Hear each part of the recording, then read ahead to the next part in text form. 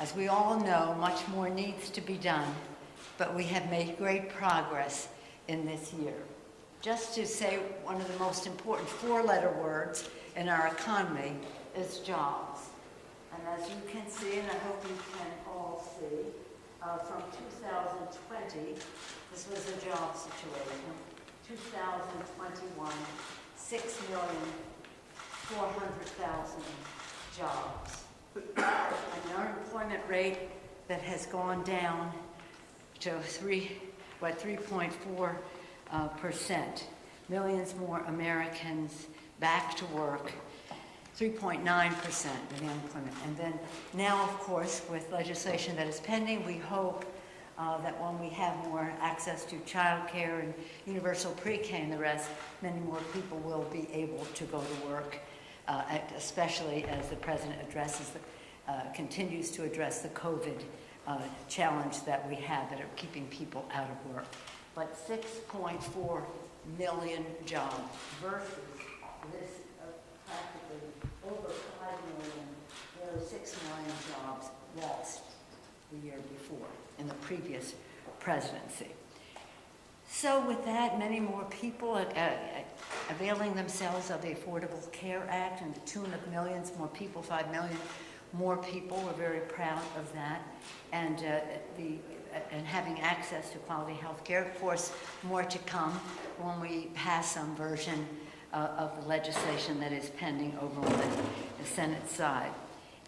We're very proud in the course of, well, almost a year ago, well, in March a year, we passed the rescue package.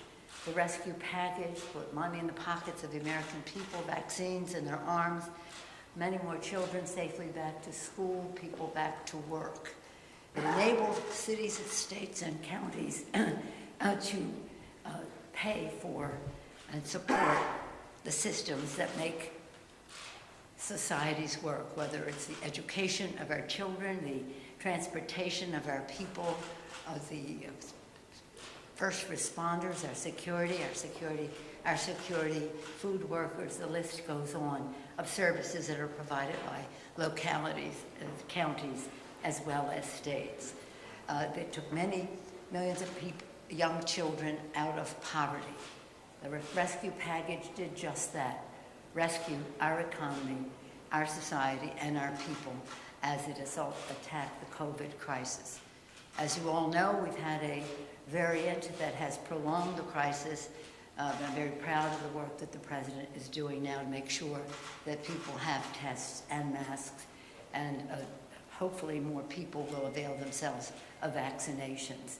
More therapies are in the works, and in terms of not having to have refrigeration of the kind that is almost impossible to have throughout the world. We salute our scientists for what they are doing.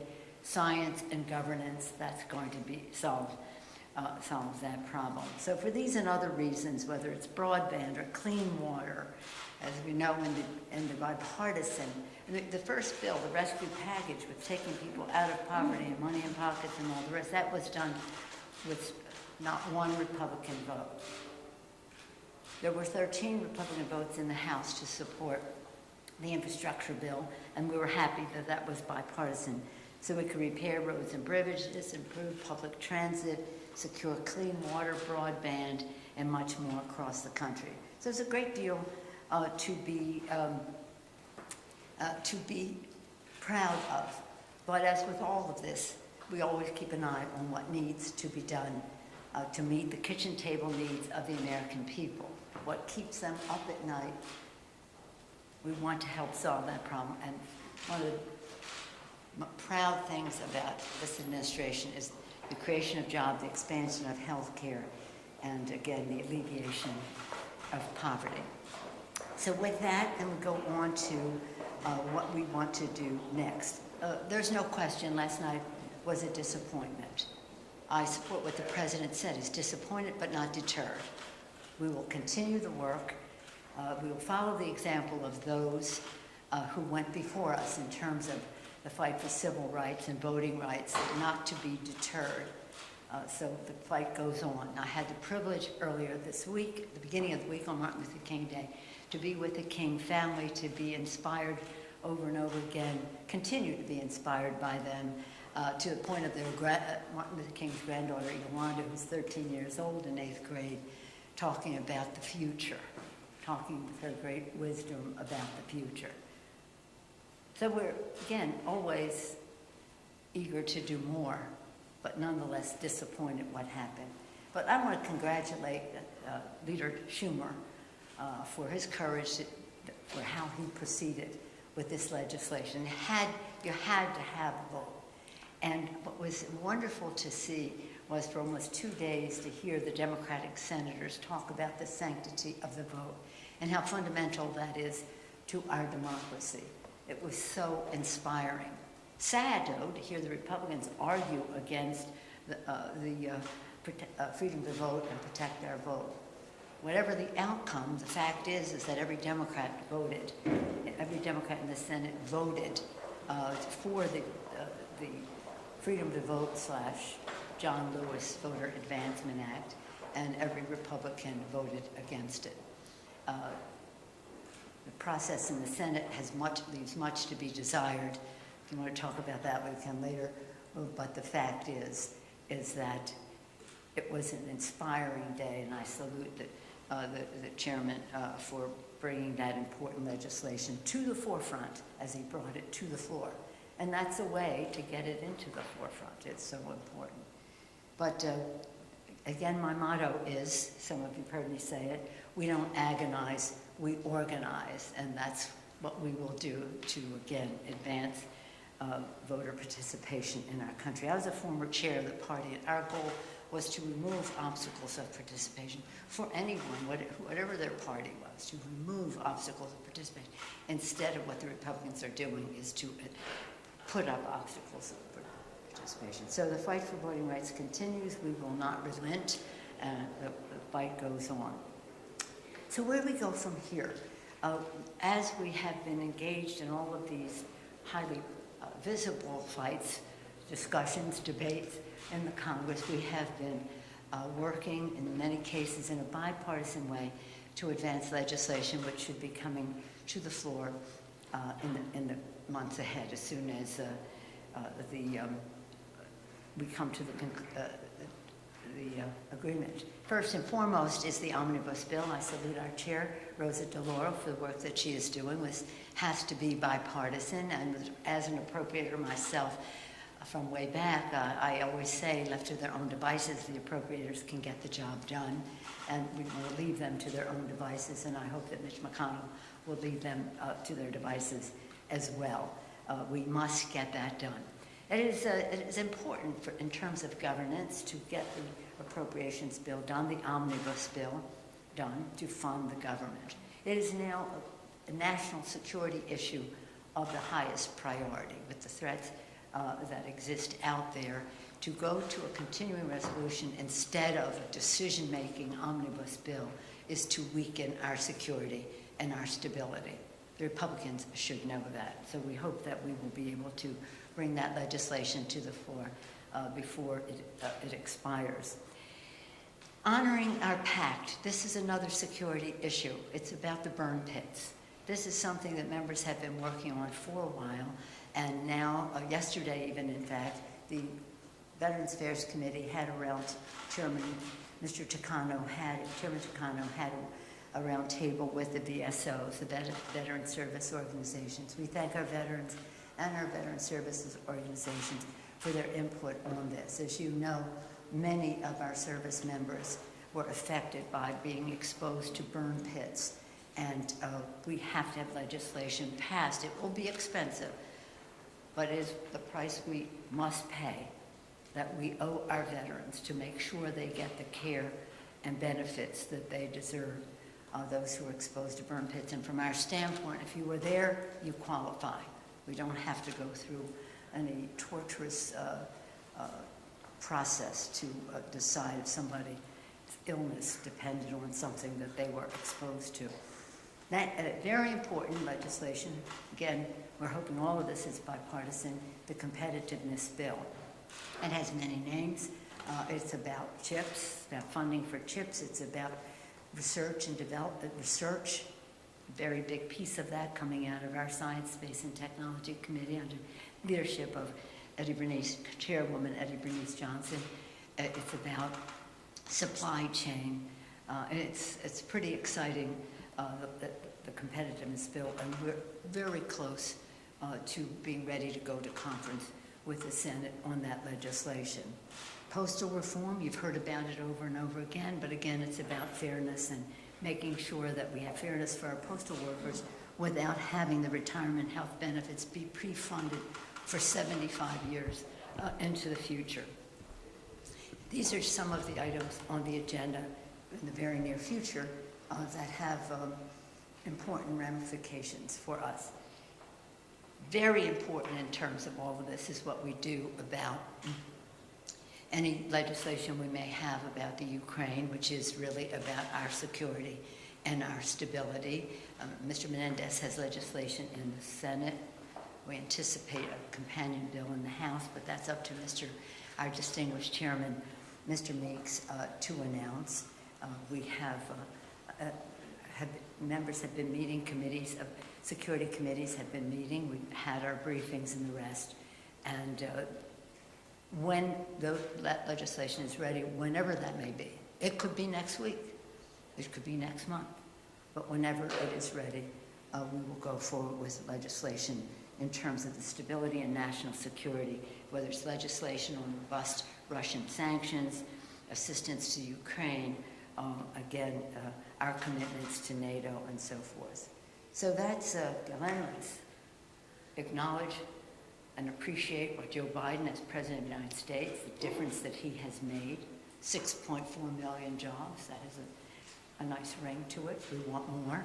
We can put more people back to work when we have more access to child care and home health care so that more moms and dads can be in the workforce, and when we solve and crush the COVID crisis, which is a deterrent to people going to work as well.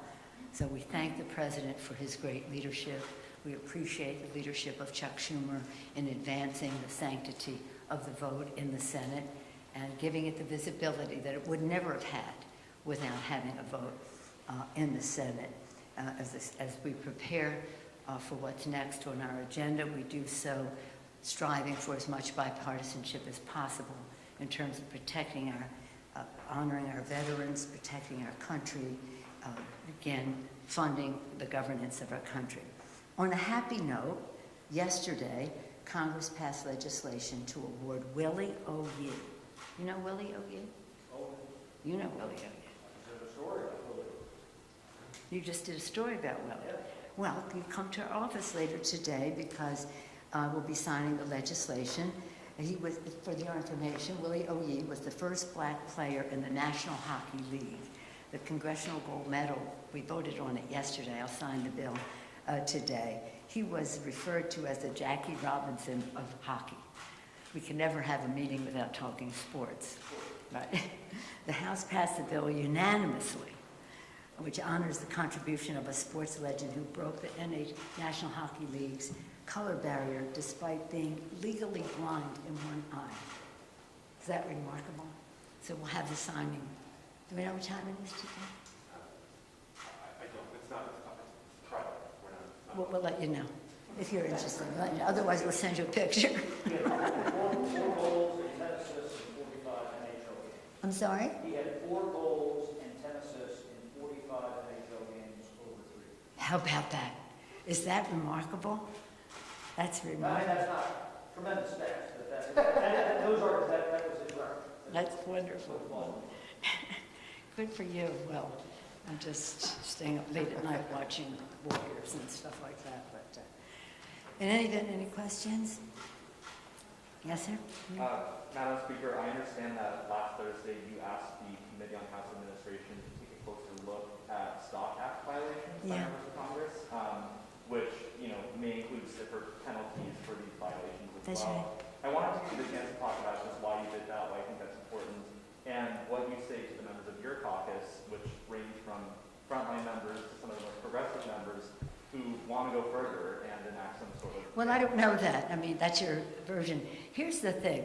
I say to my members on a regular basis, when we gather in caucus, and as you know, sometimes it's hybrid these days, but anytime we have gathered in caucus, when we're actually virtually or hybrid, I've said to them, under this roof, figuratively or actually, is the greatest collection of intellect, integrity, and imagination for doing the right thing for the American people. I have great confidence in the integrity of my members. They are remarkable. So when people talk about, well, somebody might do this and somebody, I think I trust our members. If in fact we should have severe penalties for delay in reporting on stock act, then do that. I've said to the House Administration Committee, review all the bills that are coming in and see which ones, where the support is in our caucus. I think there are 2 letters, each has like 14 members signing it so far, maybe more will come, but that's what we have seen. But I do come down always in favor of trusting our members. Now, if the impression that is given by some that somebody's doing insider trading, that's a Justice Department issue. That's a Justice Department issue, and that has no place in any of this. But to give a blanket attitude of we can't do this and we can't do that because we can't be trusted, I just don't buy into that. But if members want to do that, I'm okay with that. I would add, and this is the last thing I'm going to say on this at this meeting, and I would add, do you know that the Supreme Court, now we in the House have disclosure, in the Congress we have disclosure, and we have the Stock Act, which says if you sell a stock, you have to report it in an X number of days, and if not, there's a penalty. Should those penalties be greater? Subject to review. I mean, I don't know why people don't do it on time, but whatever it is, if there's a penalty, and it should be more severe, so be it.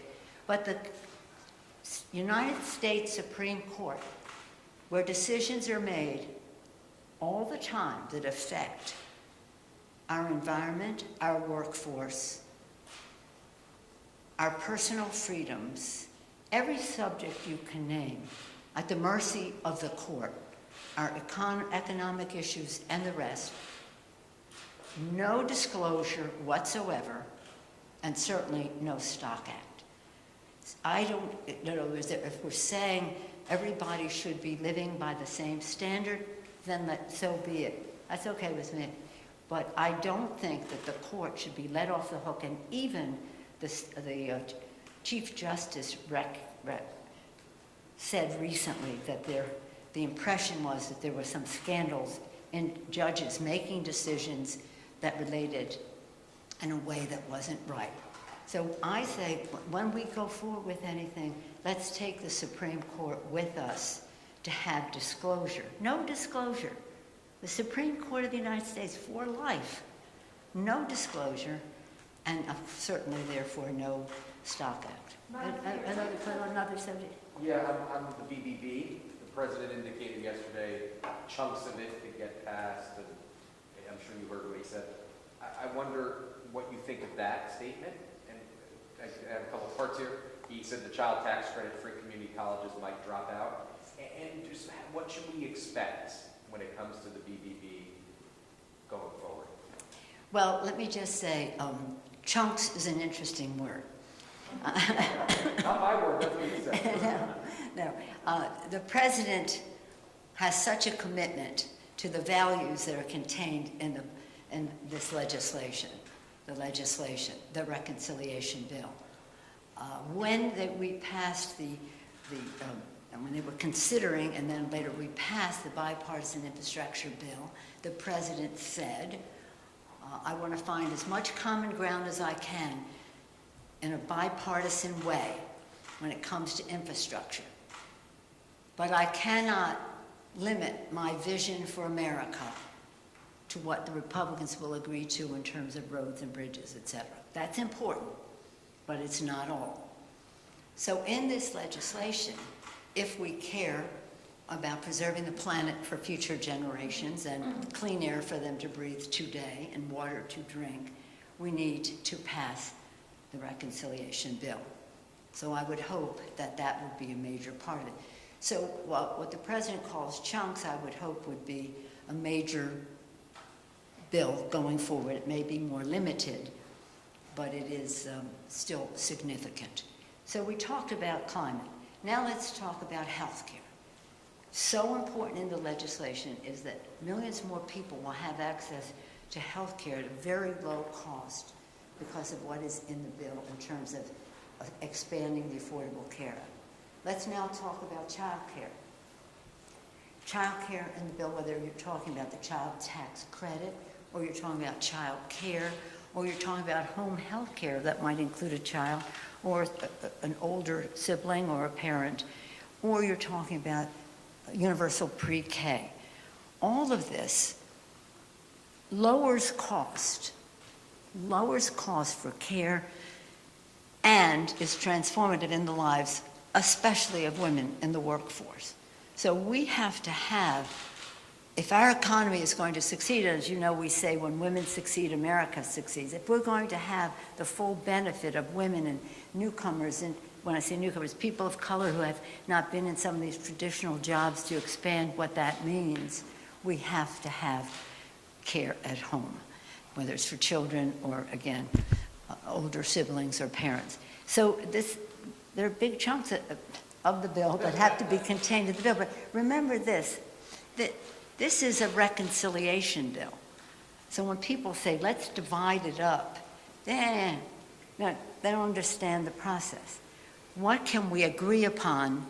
And I'm sure that we can agree upon something significant.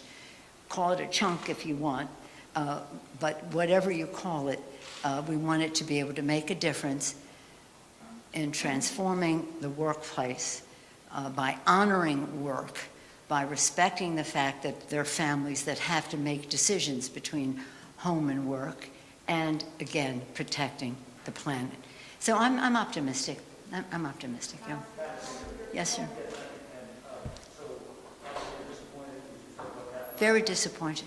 But instead, you have some members in the Democratic Party who are really taking on Senators Manchin and Senate. What do you say about those members who are hypercritical of them, taking their position? That's their position. That's how they feel. That's what they think their position is. Do you think that that's fair to have that sort of criticism level of Manchin in terms of internal party? Well, I think people will say what they're going to say. I have not encouraged that. In fact, I have discouraged it because we are a giant kaleidoscope here, Democrats and Republicans. You never know who's going to be in the design of the next bill. So we have to be respectful. But I've discouraged people from making comments about them. And you maybe hear it more than I do. I just don't hear that much of it anymore. No. Do you think that makes it harder maybe to get their vote down the road on this subject or something else? No, I don't think so. I don't think so. I think that they'll do what they believe, and I'm hopeful. They have come to agreement on aspects of the Build Back Better legislation. We may want to have to rename it to something that's even Build Back Better than that kind, whatever we decide to call it. But the fact is that we're a diverse place, from right to left, Democrats to Republicans, within our own parties and the rest, and we have to be respectful. And I don't think there's any upside in Democrats criticizing Democrats. Yes, ma'am. Can you talk a little bit about what Democrats' 2022 legislative agenda should be beyond Build Back Better in order to kind of tell voters what you guys are actually considering in a lot of hurdles in front of both voting rights and Build Back Better? Well, as I said earlier, right away, we have been working on legislation right now to keep government open in a way that meets the needs of the American people, that protects the security and stability of our country. And that is legislation that we hope will be on the floor in a short period of time, and I thank Rosa DeLauro for that. A high priority for us is to honor the pact, to make sure that our men and women in uniform who were exposed to burn pits understand that this is of the highest priority for us. It's going to be very costly. But it's worth it because we owe them. They were exposed in the line of duty to dangerous situations where they now have serious health issues and they need care and benefits. I mentioned also the issue that relates to competitiveness. This is really important for us in terms of chips and what that means to our manufacturing base, in terms of supply chain, what that means to our economy, and research, which means to our present and to our future. These are all of these are big bills. The $1.5 trillion for the omnibus bill, probably over $500 billion for burn pits. We don't know. We're waiting for further CBO scores on that. And then in terms of the Competes Act, that's $50 billion for chips, another $40 billion perhaps for supply chain and the rest. So these are significant bills that contain, especially the omnibus and the competitiveness bills, they're bills that contain large numbers of other bills. Large numbers of other bills, but they are the vehicle that will take us forward under the title of competitiveness. Was it called in the Senate? USICA in the Senate, and we call it competitiveness bill here. Whatever the title, we hope to go to conference on that soon. And then there are other bills that relate to the Postal Service and the rest, again, about governance.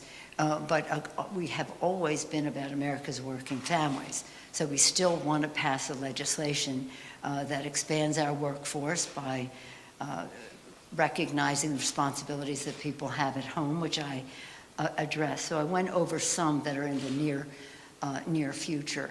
We have 3 task force that work, select committee task force, that are not legislative committees but will make recommendations.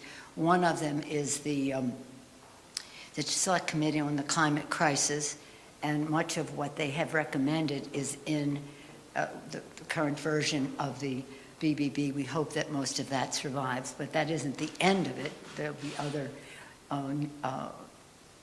opportunities, shall we say, that we will have to help other countries to save the planet as well. So nothing is the end game, but it is takes us well down the path. In terms of the select, and that's chaired by Kathy Castor of Florida. She's doing a superlative job. Next, we have the Select Committee on COVID, under the leadership of Mr. Clyburn, our distinguished whip, and they are doing very important work that helps us make judgments about what has worked better or what in terms of how we go forward, in terms of this pandemic, but any future ones as well. And then we have a Select Committee on Disparity and Income and Opportunity in our country, chaired by Mr. Holmes. And you'll see much more of that now that we've gotten through some of the, hopefully soon, some of the big legislation coming out of the last year. And that is how we affect legislation to end that disparity of opportunity in our country. The fact that during the COVID crisis, wealth increased at the high end to such an exorbitant place at the expense of people not, I don't want to say at the low end, but at a lower economic place in our society.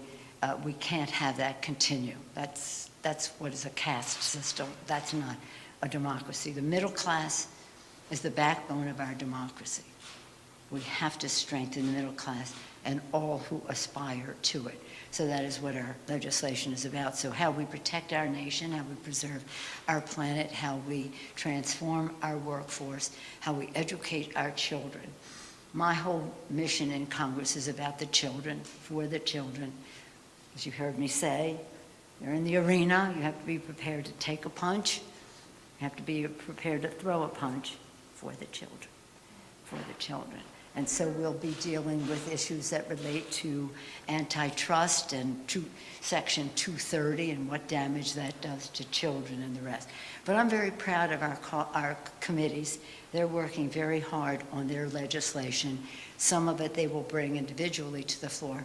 some of it, as with the Competitiveness Act. That's a bill from Science, Space, and Technology, Energy and Commerce, Education and Labor, and other committees as well. So some of this will be jointly, some of it will be individually.